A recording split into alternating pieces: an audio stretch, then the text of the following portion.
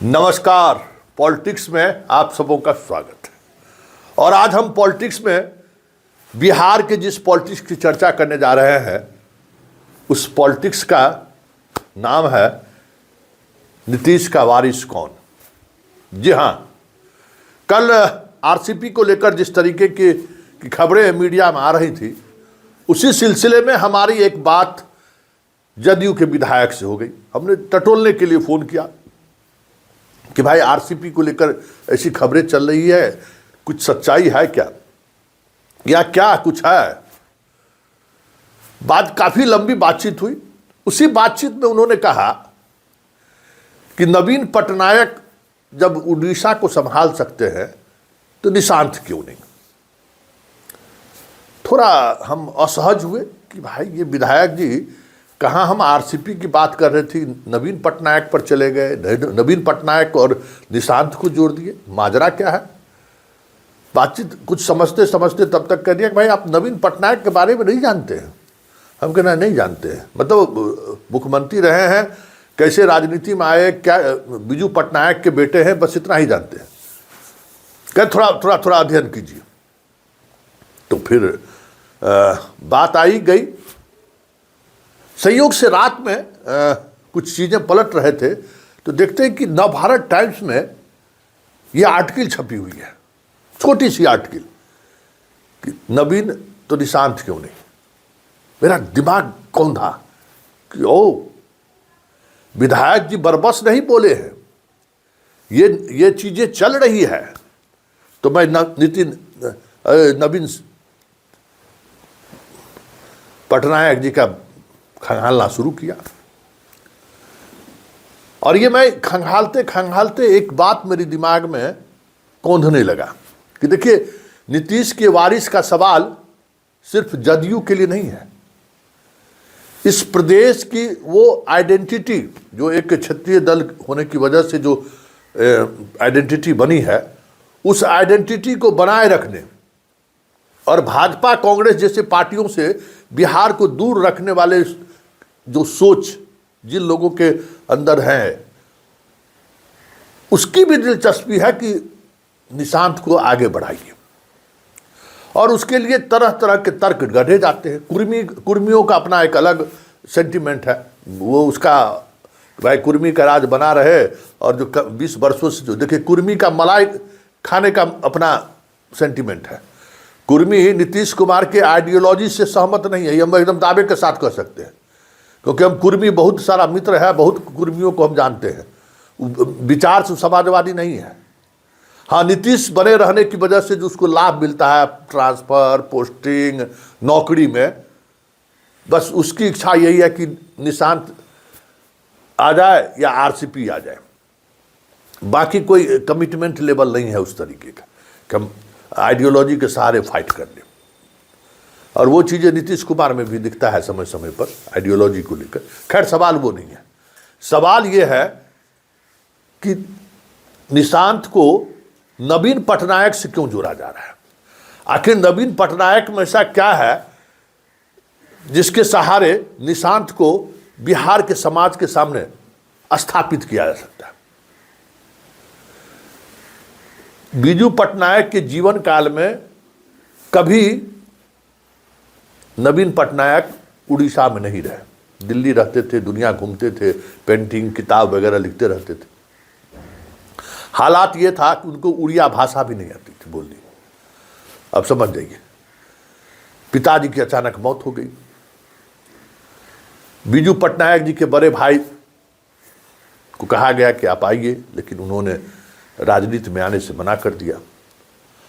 और उड़ीसा का राजनीतिक परिवार माना जाता है पटनायक। नवीन पटनायक पर एक तरीके का दबाव बना, वो लौट कर आए और उपचुनाव, जहां से पिताजी उनके सांसद थे वहां से उन्होंने उपचुनाव लड़ा।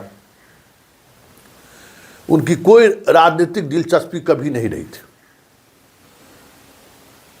लेकिन पार्टी के अंदर इतना खींचतान था कि सभी धरे जो है, मान लिया कि चलो इधर, जैसे इंदिरा गांधी को लोग माना था ना गूंगी गुड़िया, इंदिरा गांधी को भी जो कांग्रेस के अंदर जब शुरू हुआ उठम पटका तो कहा कि इंदिरा गांधी, सब लोग उस समय जितने महारथी लोग थे मान लिए इंदिरा गांधी को, कह रही थी गूंगी गुड़िया है, इससे क्या होने वाला है। नवीन पटनायक को लोगों, दिलीप राय सहित, दिलीप रे सहित बहुत सारे नेता थे उस समय में, दिग्गज पटनायक वगैरह बहुत नेता थे, उन्होंने मान लिया, करे चलो न क्या होगा। लेकिन इस आदमी ने जैसे ही राजनीति का कमान संभाला, धीरे धीरे करके जितने भी महारथी थे सारे को हाशिए पर पहुंचाकर अपने आप को स्थापित किया और 24 बरस तक उड़ीसा का शासन का बागडोर अपने हाथों में रखा। इसलिए निशांत अगर गैर राजनीतिक व्यक्ति है, निशांत को राजनीति से कोई वास्ता नहीं है, इसका यह मतलब नहीं है कि वो बेहतर मुख्यमंत्री नहीं बन सकता है, बेहतर राजनेता नहीं बन सकता है। नवीन पटनायक भी भाषण उसे नहीं देते थे, नवीन पटनायक भी ज़्यादा घुले मुले नहीं रहते थे, उन्होंने भी शादी नहीं किया है, अपना निशांत भी शादी नहीं किया है। भाई किस बात का लोभ लालच है? क्या साधारण सा कपड़ा पहनता है, हवाई चप्पल में जो मिला उसको प्रणाम करता है, सहज है, सुलभ है, समझदार है। तो नवीन पटनायक जब कमान संभाल सकता है तो निशांत क्यों नहीं? अगर निशांत को लेकर कोई अगर ये कह रहे हैं कि पॉलिटिकल समझदारी नहीं है, राजनीति का ककारा इनको नहीं पता है, तो देश के सामने एक नवीन पटनायक है ना, जिनको अपने राज्य का भाषा तक बोलने नहीं आता था। आप समझ, उड़िया उनको बोलने नहीं आता था, कितनी परेशानी हुई होगी जनता को एड्रेस करने में, आप सोच लीजिए। और पूरे जीवन, बचपन के बाद जो वो उड़ीसा से बाहर निकले, बस एक के बार राजनीति में उनको जब आना पड़ा एक्सीडेंटली, तब वो लौटे, कोई वास्ता नहीं रहा पूरे जीवन काल में। 51 साल में वो लौटे थे। अब सोच लीजिए, जीवन में बचपन, जवानी से लेके जब जवानी से बाहर निकलने लगे, अब समझ जाए कि बूढ़ा तोता थे, हम लोग कहते हैं ना बूढ़ा तोता। वो फिर पढ़े, उड़िया पढ़े, उड़ीसा समाज को पढ़े, फिर उड़ीसा का कमान उन्होंने लिया और विकास की जो उसने एक लकीर खींची, कोई सोच सकता है क्या?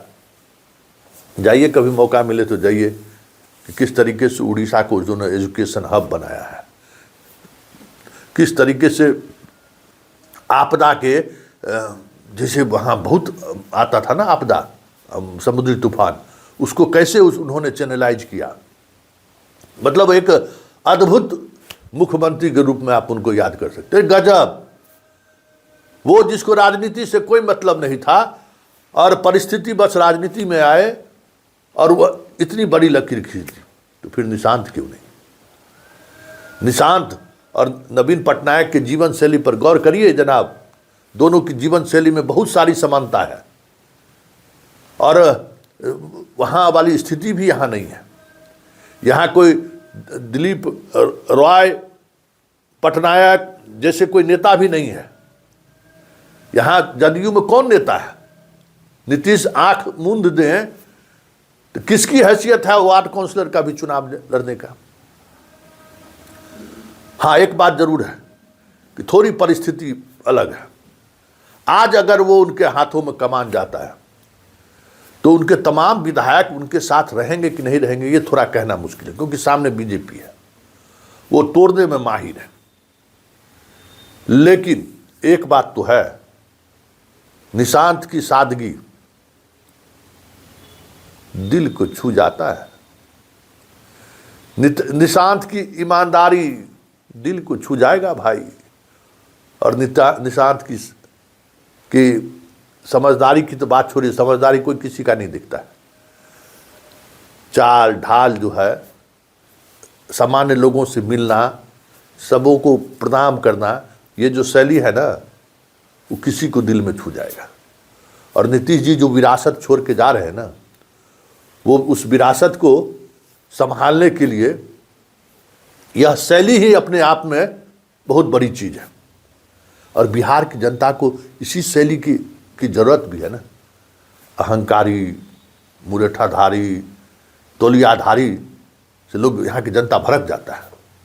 यहाँ की जनता को विनम्र आदमी की जरूरत है।